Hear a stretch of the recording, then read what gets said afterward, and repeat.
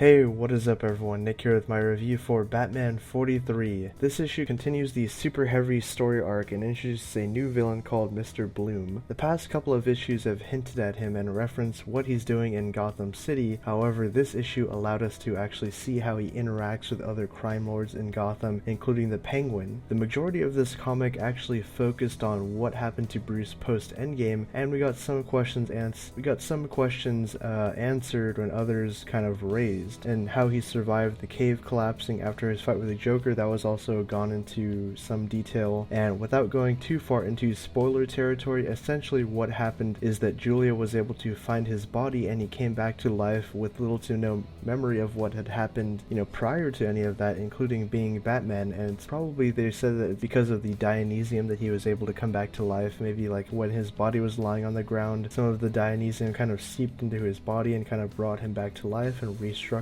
him in a new way, so he was kind of reborn as a new person with some of his traits there and most of them gone. And Alfred was the one that had to actually tell Bruce about his life prior to the encounter, but Bruce decided to kind of move on with it. He didn't want to be that person anymore, and he said that he really couldn't be that person anymore and he could live without being Batman and just have a normal life. And this is the reason that we see him working with the children in the Narrows alongside Julia Madison, who was introduced in Zero Year. And I thought it was a pretty neat way of seeing her character reintroduced as a love interest to Bruce. The rest of this issue deals with Gordon having to track down Mr. Bloom and his whereabouts, and then cutting to Bloom trying to cut a deal with the Penguin. And I don't want to spoil what happens at the end of this issue because it's actually pretty cool, and if what actually does happen, if it ends up coming to a fruition, could be a pretty sizable change to the status quo in Gotham City. And I don't want to spoil it here, I want you guys to go read the comic. But overall I did enjoy this issue a lot. I think Greg Capullo's art has been fantastic and it's really kind of getting better with each issue, and I think that he's kind of using new techniques and he's trying different things, and it's really paying off with these new chapters following